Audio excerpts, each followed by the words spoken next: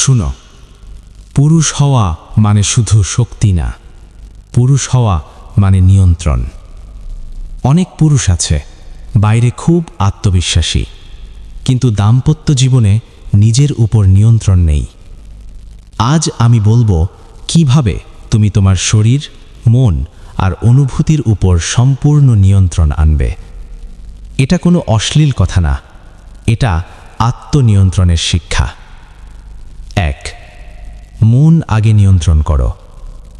সবচেয়ে বড় সমস্যা শরীরে না, মনে।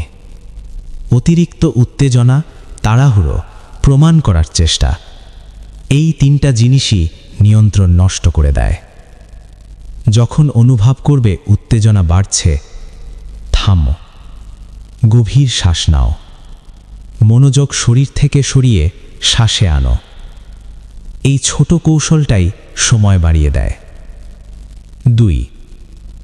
শ্বাসই শক্তি। দ্রুত শ্বাস মানেই দ্রুত উত্তেজনা, ধীরে শ্বাস মানেই স্থিরতা। প্রতিদিন 5 মিনিট প্র্যাকটিস করো। 4 সেকেন্ড শ্বাস নাও, 2 সেকেন্ড ধরে রাখো, 6 সেকেন্ডে ছাড়ো।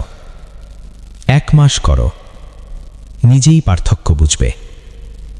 3. বিশেষ পেশি শক্ত করো। তোমার শরীরে একটা পেশি আছে যেটা নিয়ন্ত্রণের মূল। প্রতিদিন 10 থেকে 15 বার সংকুচিত করো, 5 সেকেন্ড ধরে রাখো। এটা করলে নিয়ন্ত্রণ বাড়ে, আত্মবিশ্বাস বাড়ে, সহনশক্তি বাড়ে। দুর্বল শরীর দিয়ে শক্ত নিয়ন্ত্রণ হয় না। 4. শরীরচর্চা না করলে শক্তি থাকবে না। স্ট্রেংথ ট্রেনিং প্লাস হালকা দৌড়, 30 থেকে 40 মিনিট। রক্তপ্রবাহ বাড়বে, হরমোন ব্যালেন্স ঠিক থাকবে, সহনশক্তি বাড়বে। দুর্বল শরীর দিয়ে শক্ত নিয়ন্ত্রণ হয় না। 5.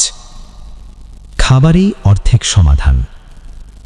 ডিম, মাছ, বাদাম, ডালিম, রসুন এসব রক্তপ্রবাহ ও পুরুষ হরমোন বাড়ায়। চিনি, জাঙ্ক ফুড, ধূমপান এগুলো নিয়ন্ত্রণ কমায়। তুমি যা খাও তোমার শরীর তাই হয়। 6. থামা শেখো। সবসময় গতি বাড়ানো শক্তির প্রমাণ না, কখন থামতে হয় সেটাই শক্তি। যখন অনুভব করবে নিয়ন্ত্রণ কমছে, 20 সেকেন্ড থামো, শ্বাস ঠিক করো, আবার শুরু করো। এই পদ্ধতি কয়েক সপ্তাহ করলেই ফল পাবে। 7. মানসিক চাপ কমাও। স্ট্রেস, ভয়, অপরাধবোধ এসব নিয়ন্ত্রণ নষ্ট করে। শান্ত মানুষই দীর্ঘস্থায়ী হয়। শেষ কথা, পুরুষ হওয়া মানে শুধু শক্তি না, পুরুষ হওয়া মানে আত্মনিয়ন্ত্রণ। যে নিজেকে নিয়ন্ত্রণ করতে পারে সে জীবনকেও নিয়ন্ত্রণ করতে পারে।